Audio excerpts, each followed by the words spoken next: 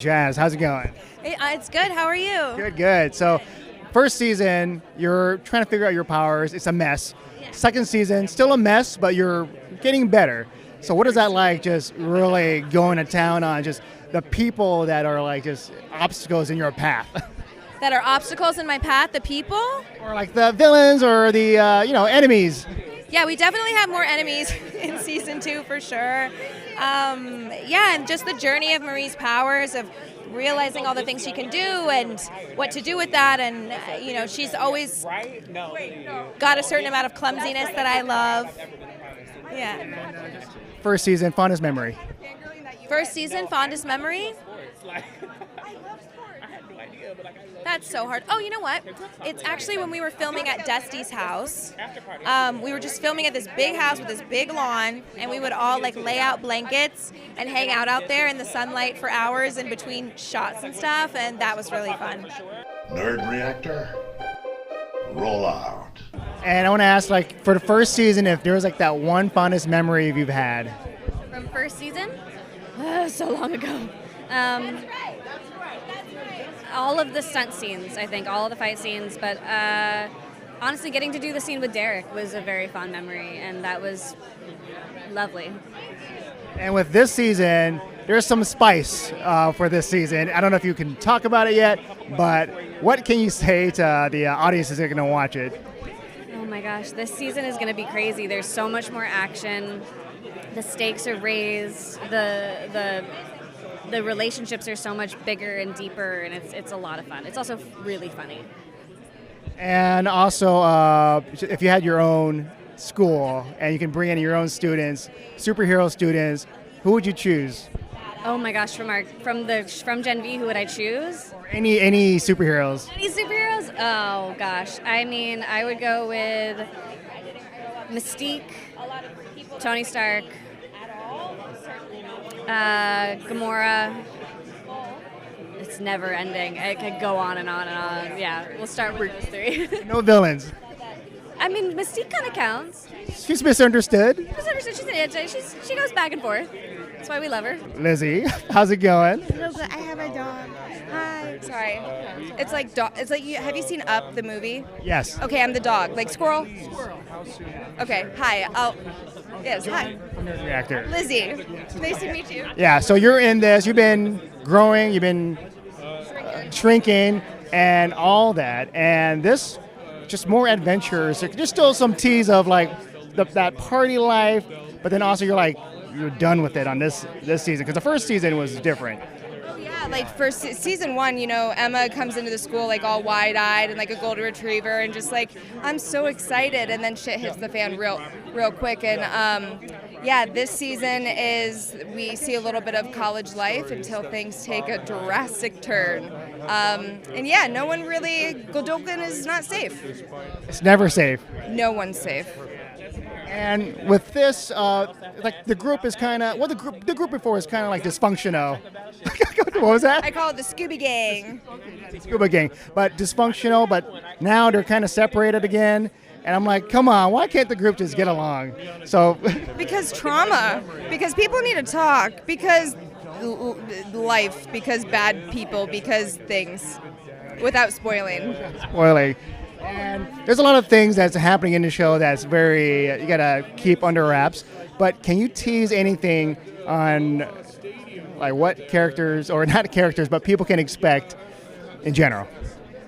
I mean, our show is so unhinged. When you think you know the boys' universe, haha, surprise.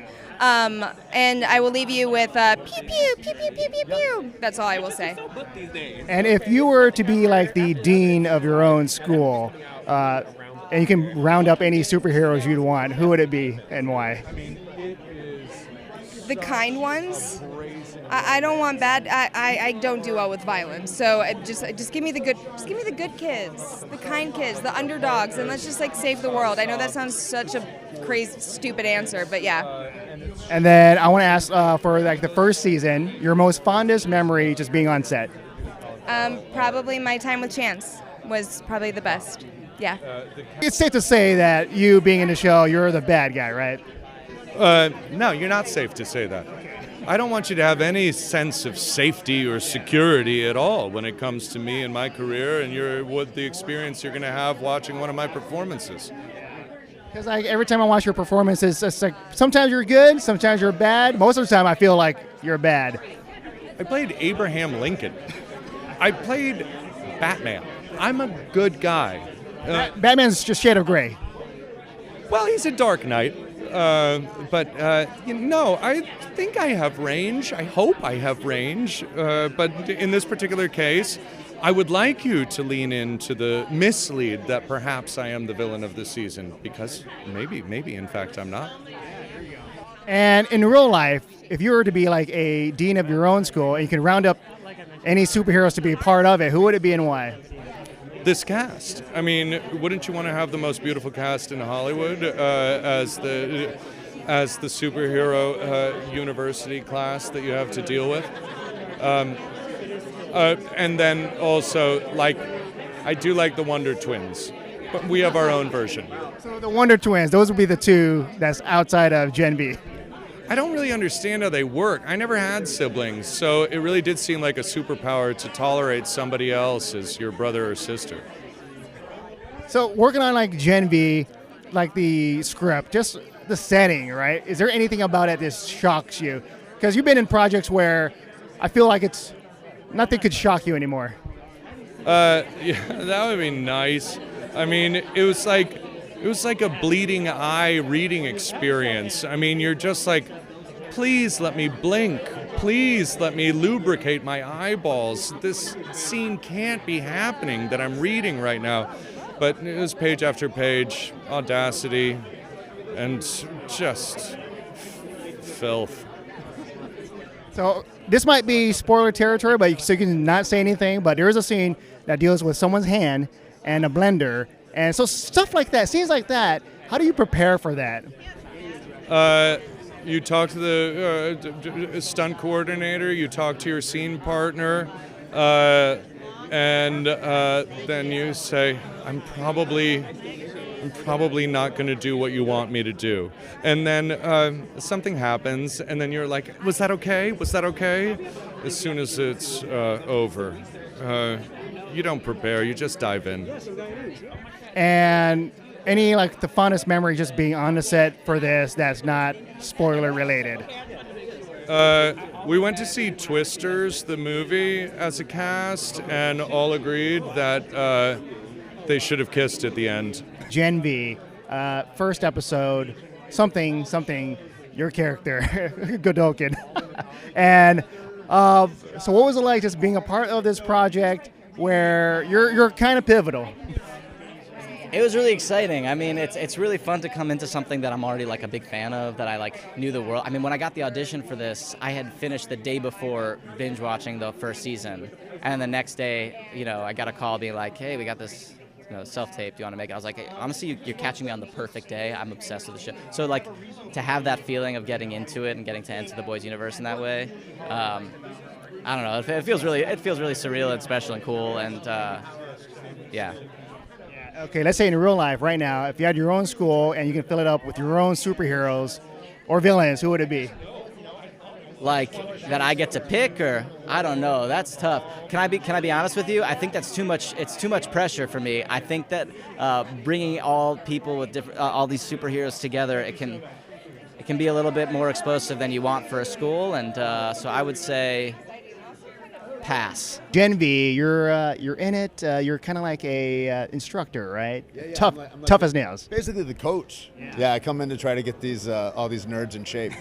With a hammer. Yeah, with a hammer. Exactly. Some people may need more encouragement than others. Oh yeah. And so, what was that like? Just showing them, just teaching them, but like the hard way. It was a privilege to be there. The whole thing was excellently done. The way the rigging went, the way the choreography went, the way the writing was, the way it all came together, and the top-notch, the excellence of the crew. I've been on some shows, and nothing to the level of that excellence. It was a real privilege, yeah.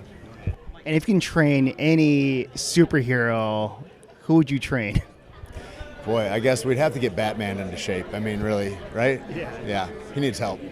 And, okay, so season 2, Gen V, like the group's kind of like separated, and then later on they'll come back. But so for you, just being a part of this, what was it like just trying to create that obstacle for them? Create the what for them? Obstacle. Oh, it was all pretty natural because of where they ended the season and because of what happens in season 4 of The Boys with like Homelander's, kind of taking over. So they are definitely coming out into a much more hostile environment. And whereas we had room in season 1 for Marie to realize that the school sucks, like now everybody knows it. And so you have to put them basically as like double agents, moving into this enemy territory to try to sabotage it and figure out what's going on. So, the level of stakes and danger are much higher. The intensity is much higher. So I think like all of it is a little baked in, naturally, and it was just fun to dig it all out. So there's been so many seasons of The Boys, and in this Gen V, is there like one moment when you're like on the set where like this is crazy, even for you? Every day, I never take it for granted. It's just incredible to me that we're there, and every time we build something stupid or build some insane VFX that like, and I'm like, I get paid to do this? I definitely, every day I'm pinching myself and how crazy it all is.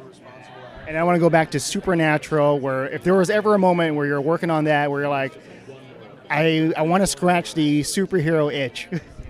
I just love genre, and just because it's like, I love being able to say subversive shit, but you just like code it in genre, and like, so you can't get away with it in a straight drama, but you can get away with it if there's monsters and magic. You can say like political things about human nature.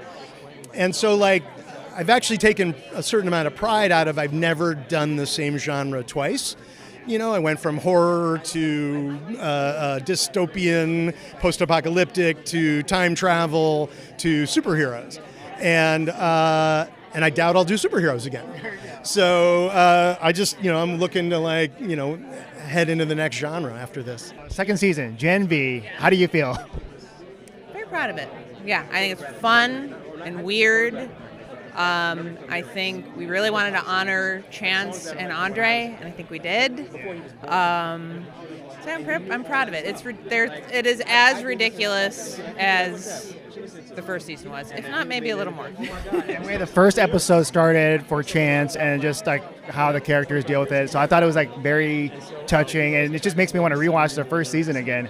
And for you, like in trying to do the story, like what were the challenges with that? Well, we had like 5 episodes broken and like 4 scripts written.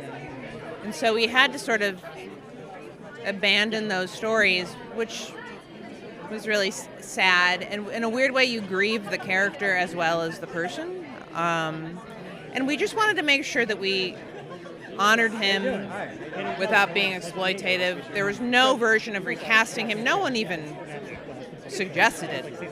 And I just wanted to make sure that it was it honored both the character and the actor, and I think it did, and the person. Yeah. And this season, there's a lot of stuff that happens where I'm pretty sure as writers, like, oh, I want to add this. This is gonna make me happy. So for you, is there like a particular scene that you can talk about where you're like, I'm gonna get a kick out of this every time? I had a lot of fun with Harper, and figuring out that Harper is sort of a chameleon that can, and I don't know, it's hard because it's been so long since I've looked at those scripts. It's been 2 years, but I think Harper and Emma's scenes are sort of special to me, like because they're sort of becoming friends, yeah. And then let's say the first season, is there like the most fondest memory, like just for you? From the first season? Now you're going way back. I would say just seeing these characters come to life, where they're just words on a page until you see these actors sort of embody who they are, and then they sort of change who you think of the characters. I think the way that Derek and London sort of became one person and how that evolved and has gotten even better in the second season is that feels like, it's like, oh, there's something I don't think I've ever seen before. In a world where you feel like every story's been told, it's like, I don't think I've seen that story before, and it works really well. Yeah, I do like that story, but I guess my last question would be like, let's say if you were to be the dean of your own school, like in real life, and you could bring in any superheroes, who would it be and why? Into the school, I would not do a superhero school. Okay. Terrible idea. Only death comes out of that. Notice from Gen B. But Michelle, pleasure chatting with you. Thank you.